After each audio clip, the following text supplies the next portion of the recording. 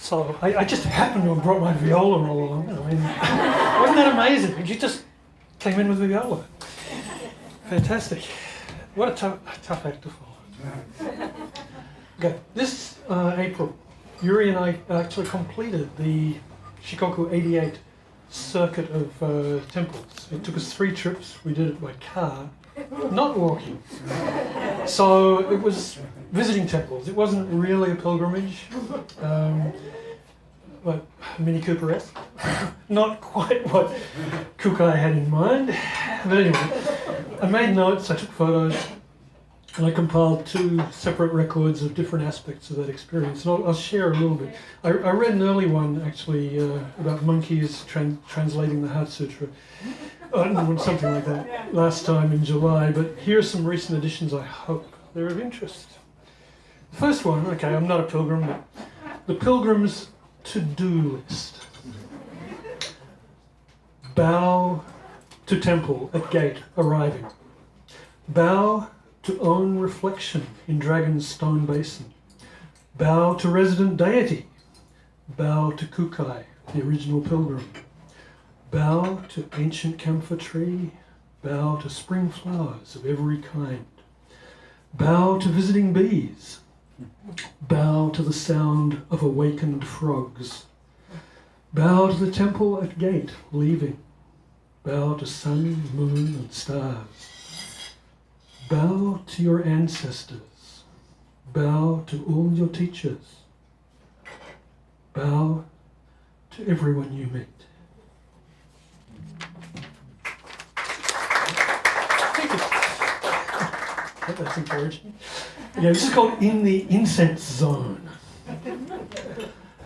Before fronting up to Dainichi Nyorai or Kannon or Fudomyo or whoever else is in the back of the shadowy main hall, you better light a candle and a couple sticks of incense. There's a shiny stainless case with sliding glass doors for flickering rows of candles, and a big ash-filled vessel for incense, sometimes shouldered by rough-faced dwarf demons. It's also customary to leave your name and address slip in the oval-mouthed metal bin beside the barred wooden box you drop coins in. Some pilgrims leave rice as symbolic sustenance. Almost always you'll find candles still alight in various stages of their brief lives. I usually light mine from one that is almost burnt away and use it to relight any that might have blown out prematurely. The urge to keep flames alive through ongoing generations seems ingrained, some kind of mysterious metaphorical imperative. I also light incense from the candle for continuity. There's a metaphor there too. Why fumble with a lighter in the presence of an existing flame? Next, you swing the heavy braided rope to sound the gong to initiate contact with the resident deity. Put hands together, pray. If you have a request, maybe phrase it to reflect how you yourself could facilitate its resolution. Gods are busy. Better not waste their time with things that are really your own responsibility. Prayer is essentially talking to yourself. If you recite the Heart Sutra, take to heart the heart of its teaching. Equanimity. After you turn and leave, your candle remains light. Your incense continues to diffuse into the cosmos, inviting and welcoming other visitors. There is, of course, no such thing as ownership of candlelight or that subtle fragrance in the air. Now, head over to repeat this ritual of respect at the Daishido, dedicated to Kukai, who set this circuitous wheel in motion over 12 centuries ago.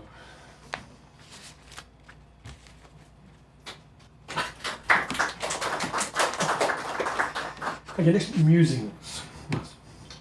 Ascending steps and entering the guardian gate to temple grounds.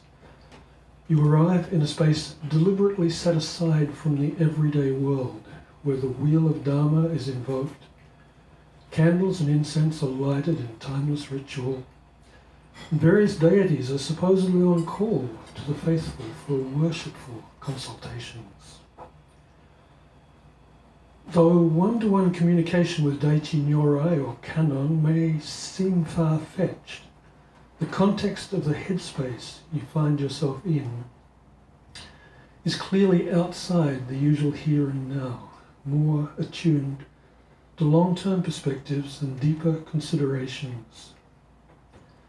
In that contemplative space, I'm sometimes visited by suggestions, reflections, simply self-critical musings and admonitions like these.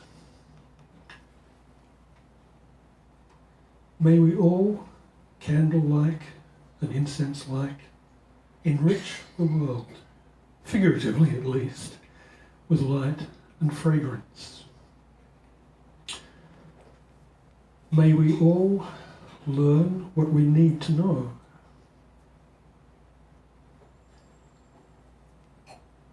May we all find more value in listening than in being heard. May we all better understand ourselves and better understand each other.